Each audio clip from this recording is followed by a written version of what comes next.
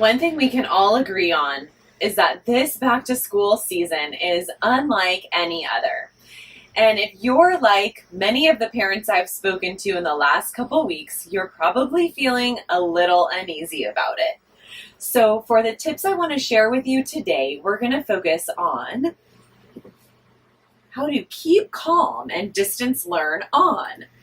So knowing that the back to school season is oftentimes a tough adjustment for parents and students alike. This year, with our pandemic schooling situation, we're adjusting to even more unusual circumstances. And so I want to share a few strategies to make sure that both you and your child are feeling at ease through this transition back to school. First off, we have the weekly schedule. Now, every year I love to talk about having a weekly schedule, a visual schedule. This year it's even more important because the routines that your child is engaging in now are so unusual. You may still even be figuring out the schedule day by day or week by week as you get more information from your child's school teacher. So to help your child adjust and know what to expect, we always like to make a schedule be something visual. So it can be printing out a computer version of a weekly calendar, or just putting something up on a whiteboard in your, family room or wherever your child's home classroom room is, and just making sure that they can see, ideally in colored blocks, when they have school, when they have, free time, when they have social engagements, when they have their extracurricular activities, and breaking those down through the week. So that helps to give children a sense of ease and knowing what to expect. Next is the teacher check-in. So we've also in the past shared with you guys a teacher interview, back to school, conversation you can have with your child's teacher. So knowing that teachers are really in a state of adjustment, just like you guys, and getting used to the distance learning routine, I'm suggesting this year that you just send a quick email to your child's teacher. And this email is an ideal opportunity to just think of it as a getting to know your child opportunity with your child's teacher. So share with them a little bit about your child, their interests, the things they like to do outside of school, what kind of books they enjoy reading, and then just share a little bit about areas that they really thrive in academically and what a couple of the goals are you have for your child for the year. I'd encourage you to ask your teacher for, time to check in more one-on-one with you and your child if that's something that they haven't already arranged for. But even if you just get a quick reply, know that that information is registering in your child's teacher's mind and going to help them make sure that they're engaging your child in a more personal way through the school year. So number 3 is sleep routine. A sleep routine is something so important, especially as we're adjusting back to school, because we really need students to be feeling energized and well rested to have a good school day, now more than ever with having a distance learning situation. So help your child get onto a good schedule by setting up a sleep routine, which would be just a simple practice you have in the evening to get them kind of wound down and into the mode for bedtime.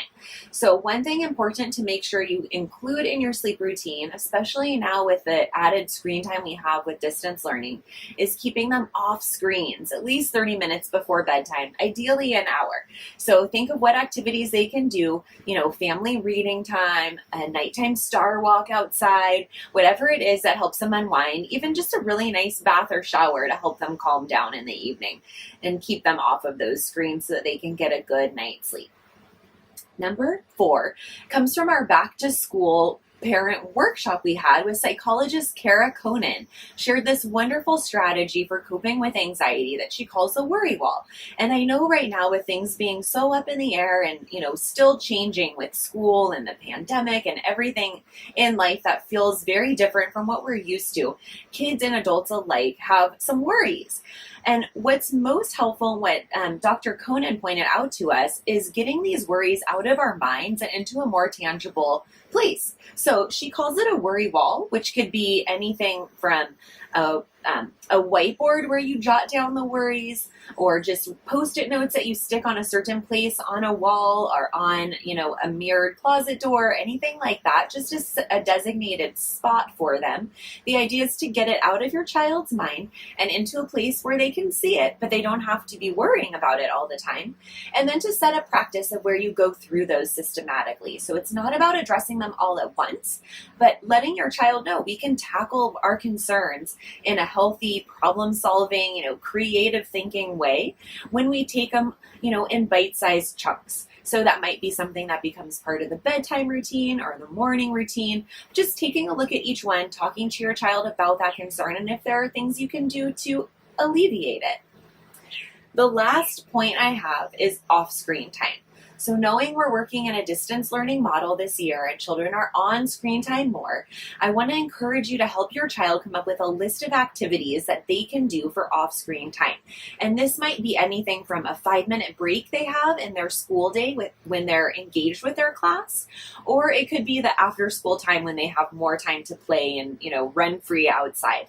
But thinking of activities, anything from picking up a book, doing a favorite board game, helping with chores, walking the dog, or just getting outside for free time, make it so that it's very easy for your child to gravitate to something that is not a screen when they have breaks in their school day. So these are my tips. I hope that it helps you to ease into the back to school season with a little more calm and feeling a little bit more secure with what's up ahead.